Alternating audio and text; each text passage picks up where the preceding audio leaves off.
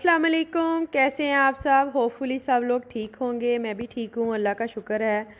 तो जी यहाँ पे मैं अब बना रही थी मक्खन। सुबह सुबह का टाइम था और नाश्ता बनाने से पहले ही मैंने ये काम किया था, क्योंकि उसको फ्रिज में मैंने कल रखा हुआ था, कल से। तो मैंने सोचा अभी ये ठंडा है ना, तो इसको फ़िनिश कर लेती हूँ और बाद में वो ही मक्खन जो है वो नाश्ते में भी इस्तेमाल हो जाएगा। तो मैंने 3 से 4 स्पून उसके डाल दिए, सर्विंग स्पून, और थोड़ा सा उसमें ठंडा पानी डाल दिया। इसका ना बस ऐसे ही ट्रिक सा एक होता है, सम टाइम थोड़ा सा नॉर्मल वाटर डालने से मक्खन निकल आता है और कभी कभी तो इसमें बर्फ़ भी डालनी पड़ जाती है। तो बस इसमें मैंने ठंडा पानी ऐड किया और थोड़ा सा इसको ग्राइंडर जग जो है उसको मैंने यूज़ किया। तो ये देखिए हल्का हल्का सा ऊपर नज़र आ रहा है। अभी हैंड बीटर के साथ इसको मैं थोड़ा सा मिक्सअप करूँगी तो ये ऊपर आना शुरू हो जाएगा। तो इसी तरह से बर्तन में अगर बर्फ़ वगैरह डाल ली जाए तो उससे ज़रा जल्दी जो है वो एक साथ इकट्ठा हो जाता है। मक्खन बनाने के बाद मैं नाश्ता बना रही थी यहाँ पे। तो आलू अंडे का सालन पहले से फ्रिज में पड़ा हुआ था, ये मैंने पहले से बना के रखा हुआ था। तो उसी के साथ मैं सैंडविचेस बना रही थी नाश्ते के लिए। ये सैंडविचेस मुझे बहुत पसंद है। मैंने कहीं भी जाना हो तो मेरी यही कोशिश होती है कि यही बना लिए जाएं, क्योंकि इजी टू कैरी भी होते हैं। इसकी रेसिपी ऑलरेडी मैं शेयर कर चुकी हूँ अपने चैनल पे, एंड होपफुली के सब लोगों को ये तो बनाने आते ही होंगे। तो मक्खन चूँकि मैंने बना के फ्रिज में रख दिया था तो थोड़ा थोड़ा ठंडा हो चुका था, तो वो मैं हल्का सा इसके ऊपर अप्लाई कर दूँगी ताकि ये ऊपर से भी क्रिस्पी हो सके। इनके जस्ट एक साइड पे ही मैंने बटर लगाया था, क्योंकि सालन जो बना हुआ उसके अंदर लगाया था मैंने, उसमें भी ऑयल यूज़ हो चुका था, तो इसलिए मैंने फिर हाथ रोक के ही थोड़ा सा यूज़ किया था। और ये देखें सैंडविचेस जो हैं वो रेडी हो चुके हैं। तो बस हम नाश्ता कर लेंगे। यहाँ पे मेरी फ्रेंड एक लेके आई थी केक, उनकी बेटी ने बेक किया था। माशाल्लाह से 5 क्लास में वो पढ़ती है और उसने बेक किया था और हम लोग बहुत ज़्यादा हैरान हुए थे और बहुत मज़े का केक बना था। तो उन्होंने एज ए गिफ्ट फिर हमें भी दिया था कि आप लोग भी ट्राई करें। तो आज नाश्ते में मैं ले रही हूँ खजूरें। ये खजूरों में आजकल मौसम है इनका, और वही फ्रेंड मेरी बता रही थी कि जिन दिनों में ये खजूरें आती हैं ताज़ा वाली तो इनको ज़रूर लेना चाहिए, क्योंकि आप जिस जगह पे भी रहते हैं वहाँ का लोकल फ्रूट जो है वो आपकी बॉडी पे बहुत ज़्यादा असरअंदाज होता है, उसको ज़रूर खाना चाहिए। सेम इसी तरह से जैसे पाकिस्तान में मैंगोज़ आते हैं और तरबूज का मौसम आता है तो उन दिनों में लोग ज़रूर खाते हैं उसको। तो इसी तरह से आजकल यहाँ पे खजूर का मौसम है तो हम लोग भी लेके आए थे। आपने मेरे लास्ट व्लॉग में देखा होगा, तो इसलिए मैं फिर नाश्ते में वो वाली खजूरें भी ले रही थी साथ। ये वैसे भी बहुत मज़े की लगती हैं, थोड़ी लाइट सी भी होती हैं। मलाई जो थी वो मैंने ग्राइंड करके जस्ट ऐसे पैन में डाल के रख दी थी फ्रिज में, क्योंकि वो ऐसे मक्खन इकट्ठा नहीं हो रहा था, तो मैंने मज़ीद ठंडा करने के लिए उसको रख दिया था फ्रिज में। तो नाश्ता करने के बाद मैं फिर उसको इस तरह से उसके छोटे छोटे बॉल बना के निकाल के रख लूँगी। हमारे घर कुछ गेस्ट आ रहे हैं तो मैं चाह रही थी कि उनके आने से पहले पहले ना इस तरह के काम अपने ख़त्म कर लूँ, क्योंकि इस तरह से मलाई मैंने जमा करके फ्रीज़र में रखी होती है तो फिर वो फ्रीज़र में काफ़ी जगह उसने घेरी होती है। तो वैसे भी अगर मक्खन बना के फ्रीज़र में या फ्रिज में रख लिया जाए ना, थोड़े दिनों के बाद ही वो खट्टा सा हो जाता है। तो इसलिए मेरी यही कोशिश थी कि मैं मक्खन बनाने के बाद इसको घी में भी कन्वर्ट कर लूँ। और यहाँ पे मैं थंबनेल के लिए पिक्चर ले रही थी और अल्हम्दुलिल्लाह ये देखें मक्खन जो है वो बिल्कुल रेडी हो चुका है। उसके बाद फिर मैंने घर की सफाई वगैरह कर दी थी स्टार्ट। तो क्योंकि डिटेल से एक बार सफाई हो जाए ना तो 1 वीक जो है वो बड़ी आसानी से फिर गुजर जाता है। तो इसके अलावा मैंने शामी कबाब वगैरह बना के रखने थे, लहसुन अदरक का पेस्ट और सब्ज़ मिर्चें वगैरह भी पीस के रख लूँगी ताकि मुझे खाना बनाने में बाद में फिर आसानी रहे।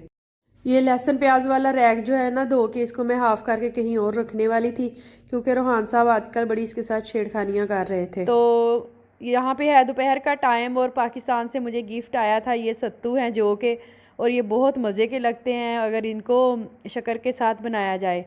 तो खैर आजकल तो लोग इनको जामे शीरी के साथ भी बना लेते हैं और पीने वाले तो इसको फिर 7 अप के साथ भी पी लेते हैं।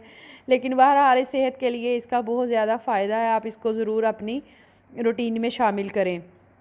मैदे की तेज़ाबियत और गर्मी वगैरह के लिए ये बहुत अच्छे होते हैं। इवन के मॉर्निंग में भी लें तो उसमें भी इसका बहुत ज़्यादा फ़ायदा होता है। मैदे की गर्मी वगैरह दूर करते हैं, जो फेस पे निशान और दाने वगैरह निकल आते हैं ना, उनके लिए भी बहुत अच्छा है। तो मैं इसको दोपहर में ले रही थी। यहाँ पे मैंने 3 वाला रैक है ना, तो उसको मैंने डबल कर लिया है एक साइड पे, और एक जो है वो मैं फ्रिज के ऊपर रख दूँगी। 2 मैंने इसलिए इसको किया है कि इसको मैं शेल्फ़ के नीचे रखूँगी ताकि उसको नज़र ना आए। ये मैं थोड़े से पुराने टावल होते हैं उनको इस तरह से धो के ना तह लगा के रख लेती हूँ, क्योंकि पानी वगैरह गिरे तो फिर वो जल्दी जल्दी ज़रूरत पड़ सकती है इस तरह की चीज़ की, तो फिर काम आते हैं। तो अभी प्याज वगैरह मेरे लाने वाले थे, आज रात को हम जाएंगे, इस तरह की ग्रोसरी करनी थी, तो बाकी चीज़ें तो ऑलरेडी घर में मौजूद ही थी। इसको मैंने इस तरह से फ्रिज के ऊपर रख दिया है, क्योंकि जो बनाना यहाँ से मिलते हैं ना वो थोड़े ग्रीन वाले होते हैं, 1-2 दिन रखने के बाद हम उनको यूज़ करते हैं, तो इसलिए फिर मैंने उसको फ्रिज पे रख दिया ताकि उसमें फिर हम लोग ला के बनाना वगैरह रख सकते हैं। तो यहाँ पे मैं नेक्स्ट अपना काम कर रही थी ख़त्म। जो रोटी लपेटने वाले होते हैं कपड़े, उनको भी मैं इस तरह से धो के रख लूँगी। इनको भी मैं वंस इन अ वीक धो के रख लेती हूँ, क्योंकि इसमें पराठे वगैरह रखते हैं ना तो काफ़ी ऑयली हो जाते हैं। कुछ दिन पहले ही मैंने खोया कुल्फ़ी की रेसिपी शेयर की थी, तो मेरे पास स्टील का ग्लास पड़ा हुआ था, तो जो थोड़ा सा मटेरियल बच गया था उसका, वो मैंने इसके अंदर डाल के तो उसको ऐसे जमा लिया था। तो वो मेरा तजर्बा जो है वो बहुत कामयाब रहा। उसको मैंने निकाला और इस तरह से स्लाइसिस कर लिए, बहुत अच्छी लगी। ये एज ए आइसक्रीम किसी को भी सर्व की जा सकती है। हमारे घर उस दिन कुछ गेस्ट आए हुए थे, तो मैंने इस तरह से उनको सर्व कर दी थी फिर कप्स में डाल के। तो ये तरीका आप भी आजमा सकते हैं अगर आपके पास भी स्टील के ग्लास वगैरह हैं। इस तरह ना थोड़ा सा पानी उसमें सर्फ डाल दिया मैंने, और थोड़ा सा वो बर्तन धोने वाला लिक्विड इसके अंदर डाल दिया था। तो इसमें चूँकि चिकनाहट वगैरह होती है, पराठे बनते हैं तो उसमें ये कपड़े यूज़ हो जाते हैं पोने, तो इस तरह से चिकनाहट अच्छी तरह से निकल जाती है अगर 5 से 7 मिनट के लिए उसको पकने के लिए रख दें। तो बाद में मैं फिर बाकी की जो होते हैं कपड़े शेल्फ़ वगैरह साफ़ करने वाले, वो भी उसी में फिर धो लेती हूँ। तो यहाँ पे हो रहा था दोपहर का टाइम, तो मैं बना रही थी राइस। हस्बैंड से मैंने पूछा कि आज क्या बनाऊँ, दाल चावल बना लूँ? तो उन्होंने कहा नहीं, तुम ऐसा करो कि आज दाल वाले चावल बना लो। तो बस फिर मैंने थोड़ा सा प्याज को किया यहाँ पे ब्राउन, और उसमें मैंने नमक, सब्ज़ मिर्चें और ज़ीरा वगैरह डाल दिया, और चने की दाल मैंने भिगो के पहले से ही रखी हुई थी, तो वो मैं इसके अंदर डाल दी। तो डालने के बाद उसमें मैंने थोड़ा सा होल मसाला जो है ना, गरम मसाला, वो भी डाला था, स्टार एनिस डाला था, और बड़ी इलायची डाली थी इसमें।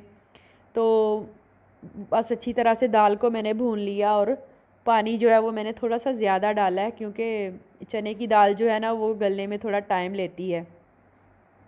तो जब मैंने देखा कि हाफ़ डन हो चुकी है दाल, तो उसमें मैंने राइस डाल दिए। राइस भी आज मैं थोड़े ज़्यादा बना रही थी, क्योंकि मेरा प्रोग्राम नहीं था कि नेक्स्ट मैं कुछ बनाऊंगी क्योंकि गेस्ट आने की तैयारी मैं कर रही थी, तो इसलिए मैंने ज़्यादा थोड़े राइस बना लिए ताकि मेरे शाम तक यही राइस जो हैं वो चल जाएं। और अल्हम्दुलिल्लाह राइस जो हैं वो रेडी हो चुके हैं, और बड़ी अच्छी खुशबू आ रही है इनकी। और आप भी इसको ज़रूर ट्राई करें, ये बहुत मज़े के लगते हैं। चना पुलाव तो हम बनाते ही रहते हैं, लेकिन ये वाले राइस जो हैं ये भी बहुत मज़े के बनते हैं, खिले खिले से बनते हैं ये वाले राइस भी।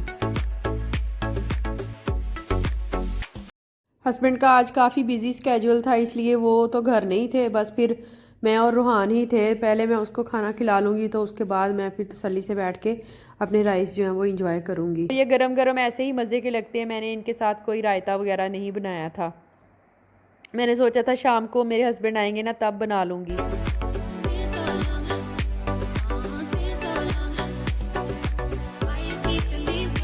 बस फिर खाना खाने के बाद ही मैंने रायता बना के फ्रिज में रख दिया था, क्योंकि इसमें जो सैलड डलता है ना वो थोड़ी देर पड़ा रहे दही के अंदर, तो ज़्यादा अच्छा उसका टेस्ट आता है। तो मैंने यहाँ पे ले लिया है दही, उसमें मैंने डाल दिया टमाटर, खीरा कट करके, और बारीक कट करके मैंने गाजर इसमें ऐड कर दी, और प्याज कटा हुआ इसमें डाल दूँगी। बाकी नेक्स्ट इसमें स्पाइसेस जाएंगे, नमक, काली मिर्च, ज़ीरा और धनिया पाउडर। That's it. ये बहुत मज़े का लगता है, सिंपल सी इंग्रेडिएंट्स है, और ये बहुत मज़े का बनता है। ये मैंने इसमें धनिया पाउडर भी थोड़ा सा डाला है।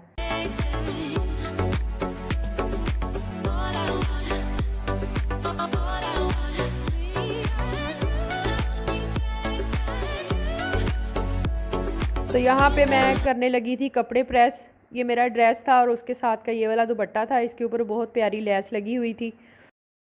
ये पाकिस्तान से हमारे ड्रेस आए थे, कुछ हमने ईद पे यूज़ कर लिए थे और कुछ अभी पड़े हुए थे, लेस के साथ साथ इसके ऊपर एम्ब्रॉयडरी भी हुई थी और ये वाला ट्राउज़र था इसके साथ और उसके ऊपर ना शर्ट के साथ की ही पट्टी लगी हुई थी। तो मैंने सोचा एक एक दो दो ना कपड़े सूट इस्त्री करके रख लेती हूँ, फिर गेस्ट आते हैं तो काफ़ी बिजी रूटीन हो जाती है, टाइम नहीं मिलता। तो वैसे भी बाहर इधर उधर अगर घूमने का प्रोग्राम बना तो फिर ऑलरेडी कपड़े प्रेस किए हुए पड़े होंगे तो काफ़ी फिर सहूलत रहेगी। और ये कॉटन के कपड़े जो हैं वो घर में इस्त्री करना बहुत मुश्किल काम है। मैंने इसको बहुत मुश्किल से इस्त्री किया था। ये रोहान का कुर्ता था। बच्चों के तो वैसे भी ज़्यादा ड्रेसेस अगर हों तो वो भी कम पड़ जाते हैं, एक दिन में दो दो तीन तीन ड्रेस भी चेंज हो जाते हैं। तो कपड़े चूँकि न्यू ही थे ये, तो बस उनको प्रेस करना भी थोड़ा मुश्किल था।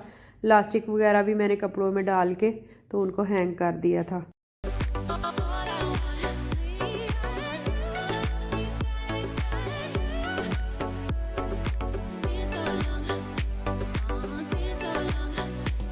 तो चलिए जी, मिलते हैं नेक्स्ट वीलॉग में। Don't miss that.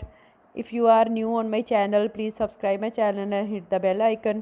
Thank you for watching. अल्लाह हाफिज़।